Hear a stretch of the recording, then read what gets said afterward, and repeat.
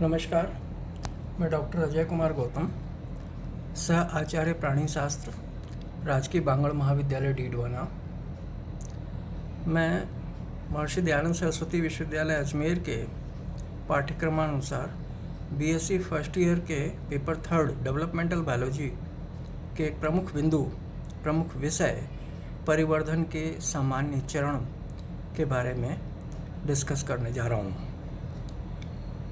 कुछ terms important हैं जिनको समझना बहुत आवश्यक है डेवलपमेंटल बायोलॉजी को प्रॉपर तरीके से समझने से पहले। जैसे पहला पॉइंट है ब्लास्टोजेनेसिस। ब्लास्टोजेनेसिस को हिंदी में कोरक जनन कहते हैं। इसका तात्पर्य होता है development of an individual through asexual reproduction. Asexual मतलब अलैंगिक जनन के द्वारा, वेजिटेटिव रिप्रोडक्शन जिसको कहते हैं। अलैंगिक जनन के द्वारा अगर परिवर्धन होता है तो उसे कोरक जनन या ब्लास्टोजेनेसिस कहते हैं। दूसरा बिंदु है इसी प्रकार इसका ठीक विपरीत एम्ब्रियोजेनेसिस। एम्ब्रियोजेनेसिस या हिंदी में कहते हैं भ्रूणोद्भव। इसका तात्पर्य है development of an individual through sexual reproduction.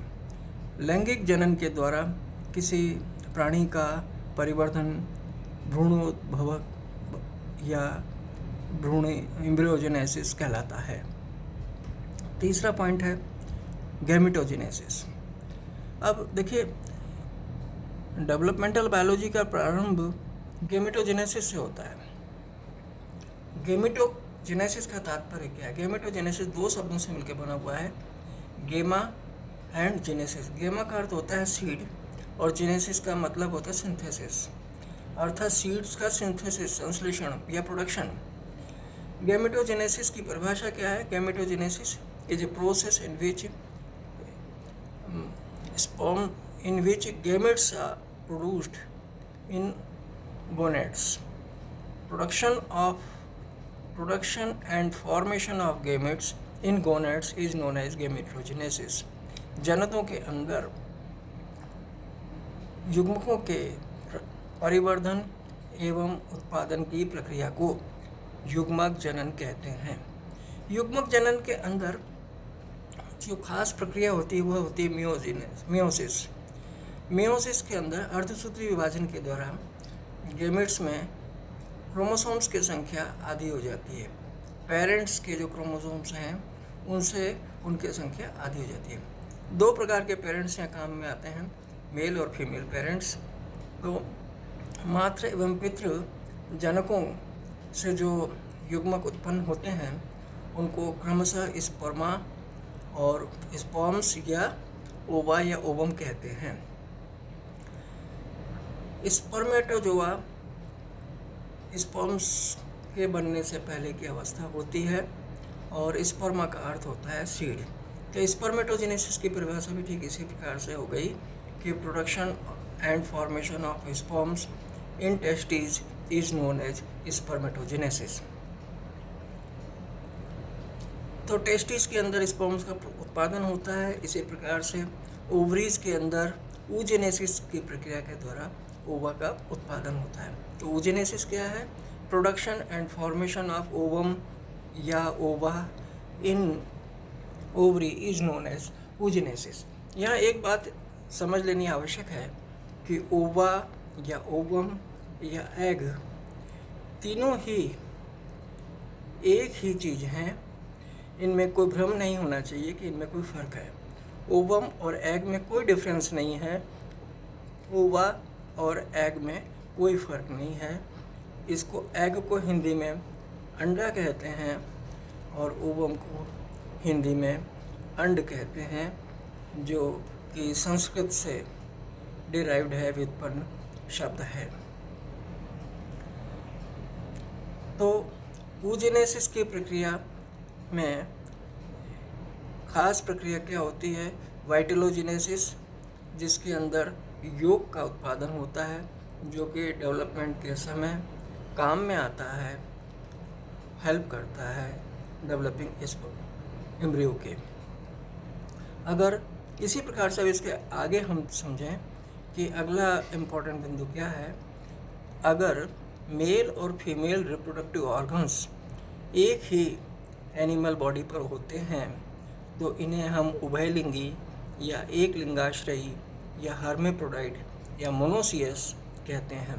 Mail और फीमेल दोनों एक ही एनिमल बॉडी पर हैं तो उन्हें हम हर्मेप्रोडाइट या मोनोसियस कहते हैं। इसी प्रकार से अगर मेल और फीमेल ऑर्गन्स दो डिफरेंट एनिमल बॉडी पर होते हैं तो इनको हम द्विलिंगाश्रयी कहते हैं। अब मेल और फीमेल गेमेट्स के फ्यूजन से जो अवस्था बनती है उसको हम जायगोट कहते हैं, और गेमेट्स के फ्यूजन से जो प्रक्रिया संपन्न होती है उसको हम फर्टिलाइजेशन कहते हैं। तो फर्टिलाइजेशन अर्थात fusion of male and female gametes नर एवं मादा युग्मकों के संलयन को या फ्यूजन को निषेचन या फर्टिलाइजेशन कहते हैं। फर्टिलाइजेशन दो प्रकार का होता है, आउटसाइड द बॉडी और इनसाइड द बॉडी। अगर आउटसाइड द बॉडी होता है तो इसको हम एक्सटर्नल फर्टिलाइजेशन कहते हैं, और अगर फर्टिलाइजेशन इनसाइड द बॉडी होता है तो इसको इंटरनल फर्टिलाइजेशन कहते हैं। तो मूल रूप से फर्टिलाइजेशन के अंतर्गत होता क्या है, गेमेट्स की मिक्सिंग होती है, मिक्सिंग ऑफ द गेमेट्स, और इसको एक टर्म के नाम से जानते हैं जिसको कहते हैं एम्फीमिक्सिस, AMPHIMIXIS। हिंदी में इसको उभय मिश्रण कहते हैं। उभय मिश्रण की भी एक परिभाषा है, नर एवं मादा प्राक केंद्रकों के संलयन को उभय मिश्रण कहते हैं। उभय मिश्रण से जो संरचना बनती है वो 2n हो जाती है, क्योंकि गेमेट्स n होते हैं, हैप्लॉइड होते हैं। तो development of an egg without fertilisation अगर होता है तो उसको हम पार्थिनोजेनेसिस कहते हैं। तो ये एक और इम्पॉर्टेंट टर्म है कि इस अनिषेक जनन को क्या कहते हैं, इसको हिंदी में अनिषेक जनन कहते हैं, अंग्रेजी में पार्थिनोजेनेसिस कहते हैं। पार्थिनोजेनेसिस के द्वारा जो जीव उत्पन्न होते हैं उनको हम पार्थिनोड्स कहते हैं। तो development without fertilisation is known as parthenogenesis. तो जैसे ही मेल और फीमेल गेमेट्स का फ्यूजन होता है अर्थात एम्फीमिक्सिस होती है या फर्टिलाइजेशन संपन्न हो जाता है तो क्लीवेज की प्रक्रिया प्रारंभ हो जाती है। तो क्लीवेज या सेगमेंटेशन या सेलुलेशन ये वह प्रक्रिया है जिसके अंदर सेल्स बिना आकार में वृद्धि किए ही विभाजित होती हैं। क्लीवेज के अंदर सबसे इम्पोर्टेंट बात, जो सबसे पहले जो संरचना बनती है उसको कहते हैं ब्लास्टुला या मोरूला। सबसे पहले जो बनता है उसको मोरूला कहते हैं, और जो सेल्स बनती हैं उनको ब्लास्टोमियर्स कहते हैं, कोरखंड कहते हैं उनको हिंदी में। क्लीवेज सेल्स विदलन कोशिकाएं कहलाती हैं। कुछ समय तक भ्रूण सीताफल के समान दिखाई देता है, और उस सॉलिड ठोस भ्रूणीय संरचना को मोरूला MORULA मोरूला के नाम से जाना जाता है, जो कि ठोस होता है, इसमें कोई कैविटी नहीं होती है। कुछ समय बाद इसके अंदर एक कैविटी का विकास हो जाता है जिसको कि ब्लास्टोसील कहते हैं।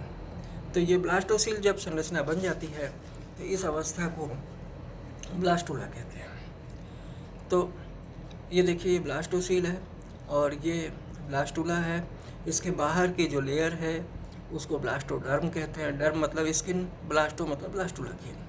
तो ब्लास्टुला एक सिंगल लेयर संरचना होती है जो कि एम्फिऑक्सिस में पाई जाती है, और एम्फिऑक्सिस के बाद उच्चतर जंतुओं में डबल लेयर्ड या द्विस्तरीय हो जाती है, जैसे फ्रॉग और ऑनवर्ड्स मैमल्स तक सभी के अंदर डबल लेयर हो जाती है। ब्लास्टुला से अगली संरचना जो बनती है उसको गैस्ट्रुला कहते हैं, और इस प्रोसेस को गैस्ट्रुलेशन कहते हैं।